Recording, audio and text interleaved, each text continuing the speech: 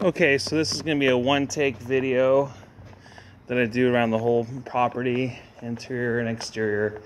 If I miss anything, it's going to be on the report. So you can see how they kind of notch these rafters with the H-clip. I'm not too worried about it. They did do some braces across. That's what they were trying to get it to the overhang. So I wouldn't worry, it's just a carport. So I walked it and I walked everything and I didn't feel any bounciness or delamination when I stepped on the shear or the roof sheeting. One second. I was just underneath the house. That's why all the insulation or the ducting got me sneezing. So, all right. Okay, so chain link fence. We're fine. I wouldn't worry about this retaining wall not having a drain tile behind it because it's too far away from the house to really cause any issues. Okay. There's some gutter issues right here, obviously. You can see there's a leak right here. And some dry rot, wood damage, moisture damage, whatever you want to call it, on the door casing and the jamb and the, not the casing, the door jamb and the trim along right here too. I guess you can say the casing, but we're going to go through here. You see the water intrusion problems on the laminate flooring and underneath, right there on the edge. I haven't found any issues here. The GFIs have been detected and are in good shape. Okay, I would adjust the door sill if you want on the bottom. Needs to get raised up a little bit, but it's an exterior door to the outside of the house, so or the outside of the living area here, so I wouldn't be worried too much about it.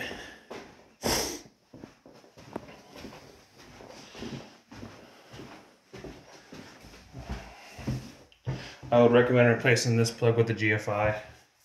It is grounded, but it's nice to it's always good to have GFIs in the bathroom kitchen areas with an actual GFI shutoff on the plug, like this one over here. Okay, let's keep going around. We're gonna go through the outside first. You got some woodpecker holes here. Underneath the soffit, I haven't really seen any issues. Looks like there probably was a little bit of moisture issues underneath the sill, but I don't think there's much of, not the sill, but the porch cover. You can see on the joint areas. But that mostly could just be outside elements, because whenever you deal with drywall texturing outside, and especially with the heat and cold, you'll find that the joints areas will often, the tape texturing will often look like they're kind of pulling apart. So I don't see that any water damage in there. This is a issue, obviously, with the lack of overhang causing water protrusion damage on the siding. I would always recommend putting a metal flashing above this window, or really caulking it, because you have no protection above that window. As you can see right here, where the water will go down and then protrude right there. So in the long run, you really need to create a new soffit cover right here in order to avoid this kind of situation happening down the road again. At least they properly flashed it around the retaining wall. But this is always going to be a water issue. Let's keep going around.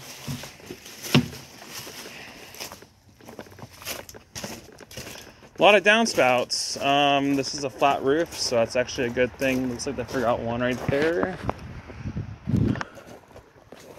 So one thing I want to make sure with the flat roof, I did walk the roof, that all those opening holes are not covered.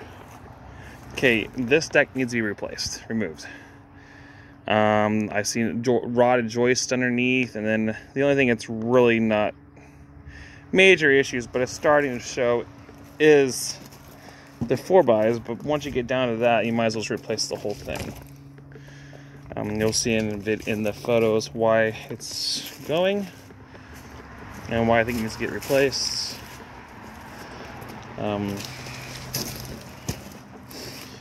I would normally say that these need 2 more stringers in, but when they redo it, when they build a new deck, they'll have to do it the right way. Okay. Looks like you got a missing 2x over here. That's why I saw that opening on the roof that can get put in. Just gonna nail it directly to the fascia.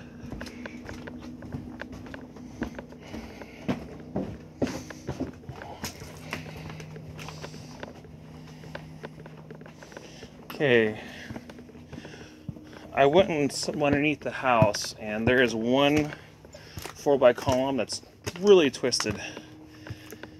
I did not see how it kind of bows out right here on the skirt board above the cinder blocks. I did not see any structural issues underneath the house that I was able to see. So I wouldn't worry too much. It's almost like that skirt board was put in later on or replaced, and they went right over the actually, I take that back. What happened, it just looks like it's tweaked because it's butting the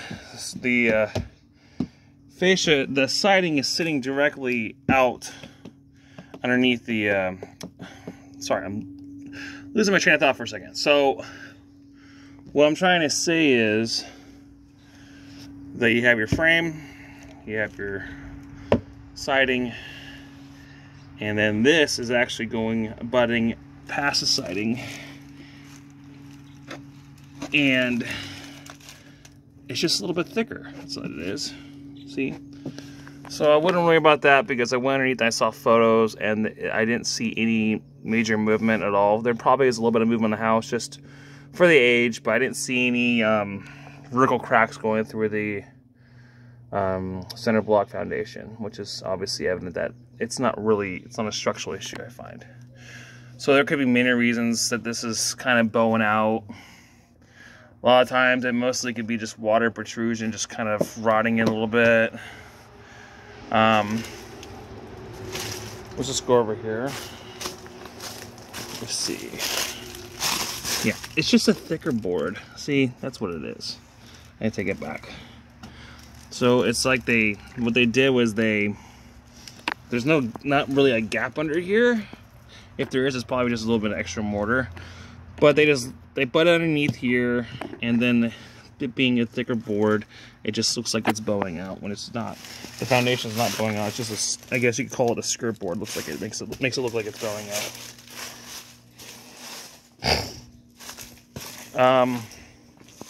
I would recommend replacing this unit, upgrading it. You do have single pane windows, so you're going to have a lot of heat loss. You have an updated new panel box, which is good. This is your kerosene unit, which it's up to you, but I would recommend replacing all with mini splits, mini ductless systems, and just not even using the full kerosene units anymore. There's just the energy efficiency of the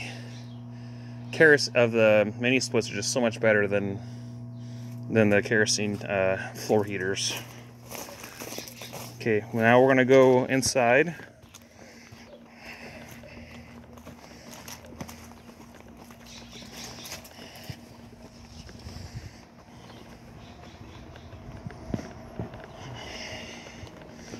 Yeah, like I said, this is just very common where these butted joints are up here on the drywall, because there's just the drywall and the texturing being out in the elements outside.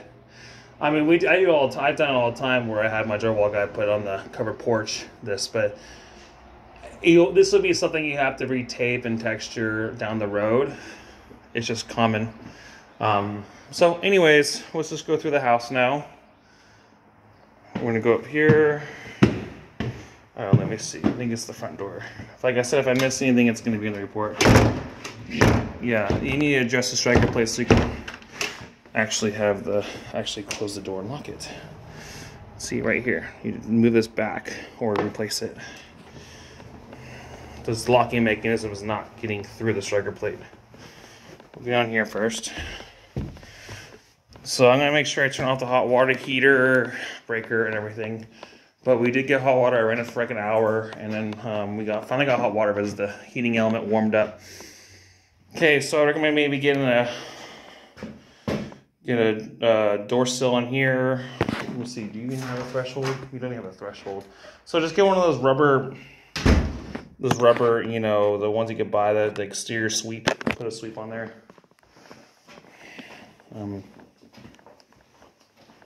Washer and dryer. I didn't run them. I just it looked fine to me. That is your crawl space access right there. I already went in there, and all I found was that 4x column that is really tweaked. That needs to get fixed. Okay, and then so a couple doors. I'm just going to show you one thing, so I don't have to keep doing this on all of them. Run a 3-inch screw right here so that the door. So the screw doesn't just go past the jamb, it actually goes through the trimmer. This will suck up the door and actually make it close easier.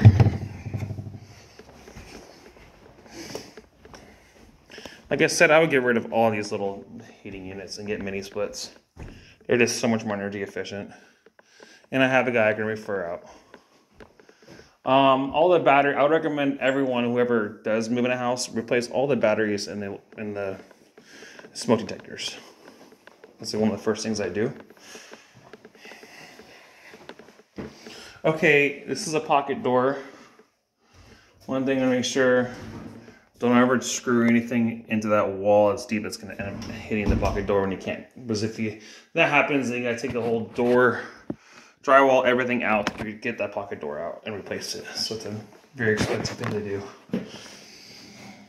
Water works. Hot water's good. Let's go through upstairs. Like I said, if I miss anything, which I'm sure I'll miss a couple little things, it's already on the report.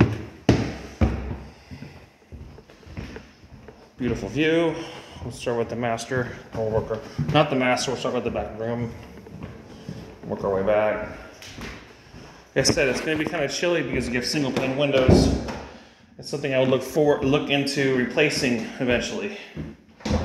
Okay, this is another thing where you just run a 3-inch screw and it'll tighten up the door, loosen the slab from butting, and then you'll be able to actually close it easier.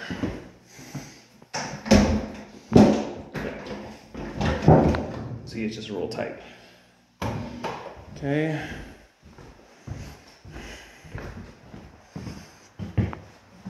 Seeing there, obviously. I think this is the shower head that needs to get replaced.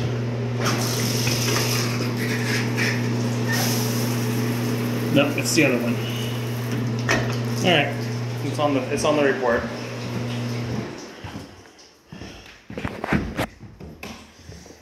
Okay, this is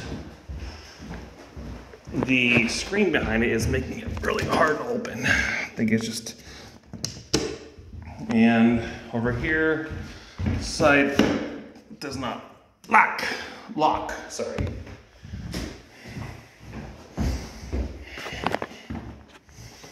Okay, we're almost done here. New dishwasher ran it. Everything seems to be working order over here.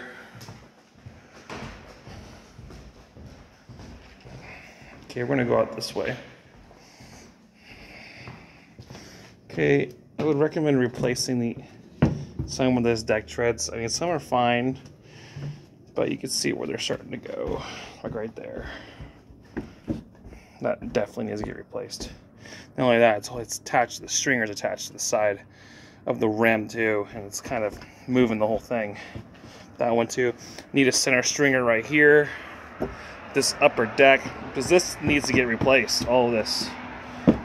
There is no stringer across here. That's a very big safety hazard. I wouldn't even want to walk on that. Take that out. That needs to get replaced. They're on the far. Let me see if you can see it. All right, probably not. On the far left side, so let's say on the far right side when you're facing the back, you'll see a huge puddle of water.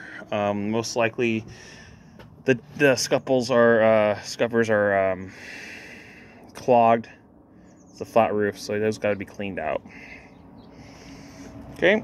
Other than that, I'm not really too concerned with the house. I haven't found any major structural issues to be concerned about. So that is the completion of the video. Oh, also, stiffness of the door, clean track, and lubricate with WD-40. All right, well, that's the completion of the inspection video. Also, that is an open ground right there. There's a couple open grounds. I'll make sure I point them out in the report. All right, now that's the completion of the inspection report. Thank you.